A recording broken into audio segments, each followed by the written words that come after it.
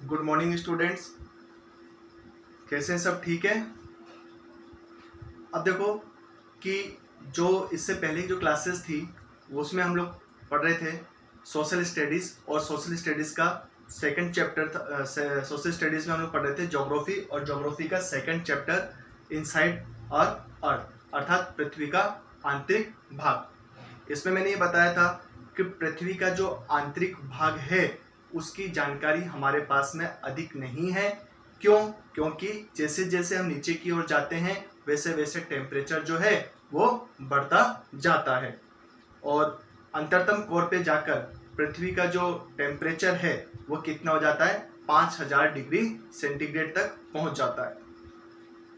और इसमें ये बताया था कि आपकी डेंसिटी अर्थात घनत्व की विभिन्नता के आधार पर और भौतिक और रासायनिक गुणों के आधार पर जो हमारी पृथ्वी है उसके आंतरिक भाग को हमने 3 भागों में बांटा है या 3 परतों में विभाजित किया है।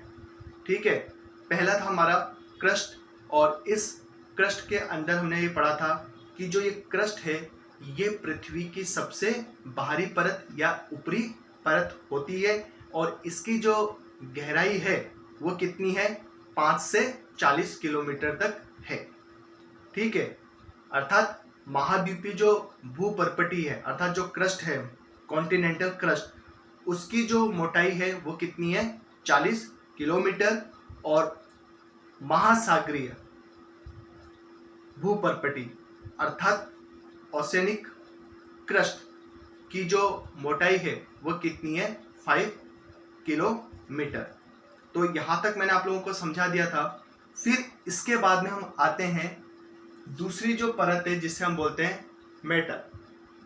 ये मध्यवर्ती परत है अर्थात आपकी क्रस्ट और कोर के मध्य का जो भाग है उसे हम क्या कहते हैं? मेटल कहते हैं, या हम इसे दूसरी परत भी कहते हैं। ठीक है, second layer of the earth. और इस परत की जो गहराई है वो कितनी है? 2900 किलोमीटर अर्थात 2900 किलोमीटर इसकी क्या है? गहराई है। और density is more than the crust. जैसा कि मैंने आपको पहले ही बताया था कि जैसे जैसे हम नीचे की ओर जाएंगे वैसे वैसे डेंसिटी अर्थात जो घनत्व है वो बढ़ता चला जाएगा। तो मेटल पर जो घनत्व है वो कितना हो जाएगा? 3.5। तो क्रस्ट पे कितना था? 3। डेंसिटी कितनी थी क्रस्ट की? 3। और मेटल पे जो डेंसिटी वो कितनी है? 3.5। तो इस तरह से क्या है? डेंसिटी बढ़ती जा रही है। तो यहाँ पे मेटल पे भी डेंसिटी क्या हो जाएगी? बढ़ जाएगी। इसी तरह से जो मेटल है इसे 3 भागों में विभाजित किया गया है। किसके आधार पर? टेम्परेचर और प्रेशर के आधार पर, अर्थात तापमान और दाब के आधार पर इस मेटल को 3 भागों में विभाजित किया गया है। ठीक है। और ये जो मेटल है ये क्या है? इसका कुछ भाग तो क्या है? ठोस अवस्था में है, कुछ भाग जो है वो तरल अवस्था में है। ठीक है। क्यों है?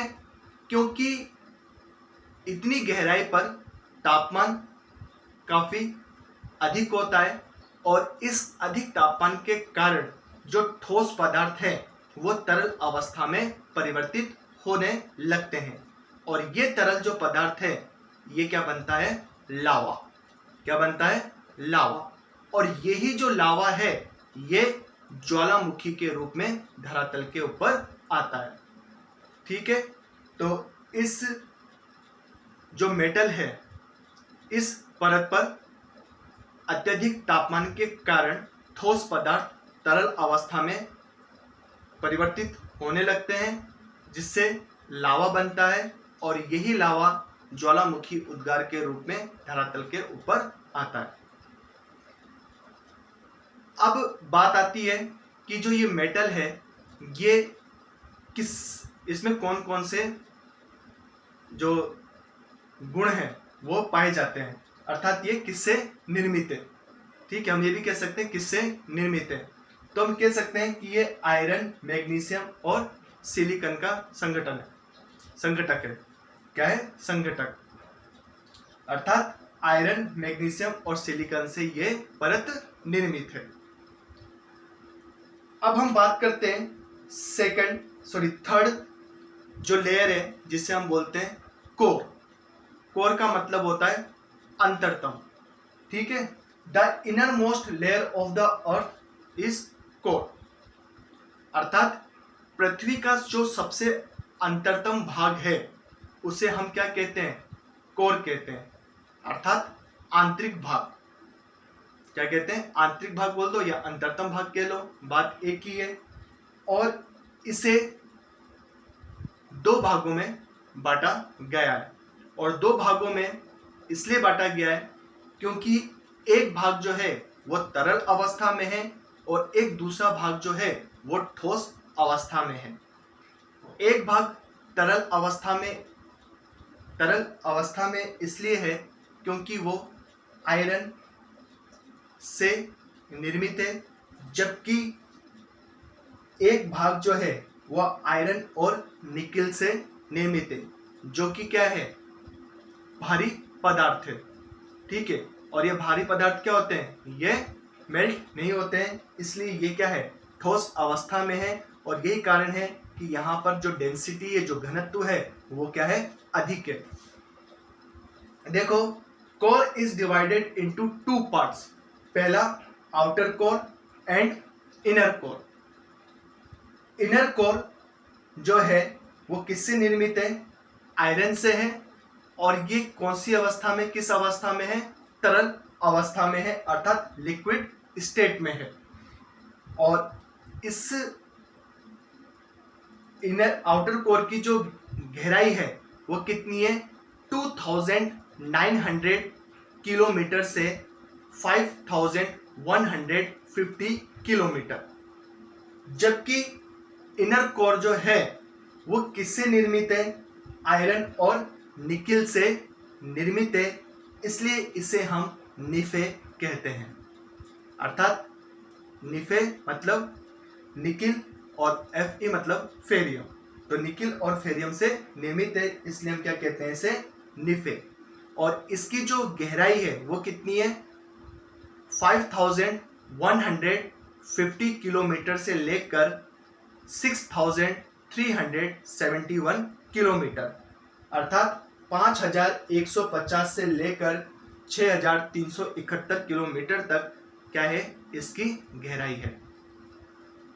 ठीक है, तो इस तरह से हम लोगों ने पृथ्वी के आंतरिक भाग को 3 परतों में विभाजित किया: क्रस्ट, मेटल और कोर। इसमें हमने ये देखा कि जैसे जैसे हम गहराई की तरफ गए वैसे वैसे घनत्व बढ़ता गया। पहले ऐसा माना जाता था, थोड़ा सा यहाँ पे आपको एक चीज बताना चाहता हूं मैं, कि पहले ऐसा वैज्ञानिकों का तथ्य था, या वैज्ञानिक ऐसा मानते थे कि ऊपरी चट्टान का दबाव जब नीचे की चट्टान पर पड़ता है तो उसके कारण घनत्व बढ़ता है, अर्थात डेंसिटी बढ़ती है। जब भूकंपीय लहरों का अध्ययन किया गया तो उससे हमें यह बाद में मालूम पड़ा कि नहीं, ऐसा नहीं है, क्योंकि नीचे का जो भाग है वो ठोस पदार्थों से निर्मित है, इसलिए इसका जो घनत्व है, जो डेंसिटी है, वो क्या है? ज्यादा है। ठीक है, बात समझ में आई? तो ये है हमारे मेटल कोर। अब इसके बाद में आपके बुक में एक टॉपिक आता है रॉक एंड मिनरल्स। क्या है रॉक और मिनरल्स? देखो, सीधी सी बात है कि जो चट्टानें हैं वो खनिजों का भंडार है, अर्थात चट्टानों में कई बहुमूल्य खनिज पाए जाते हैं। हमारी जो पृथ्वी है वो भी चट्टान और खनिज अर्थात रॉक एंड मिनरल से निर्मित है, अर्थात बनी हुई है। तो हमारी जो पृथ्वी है वो किससे बनी हुई है? चट्टान और खनिजों से निर्मित है। ठीक है, और हमारी जो ये भूपर्पटी है, अर्थात जो क्रस्ट है, इस क्रस्ट पर जो भी ठोस अवस्था में स्थित है उसे हम क्या कहते हैं? रॉक अर्थात चट्टान कहते हैं।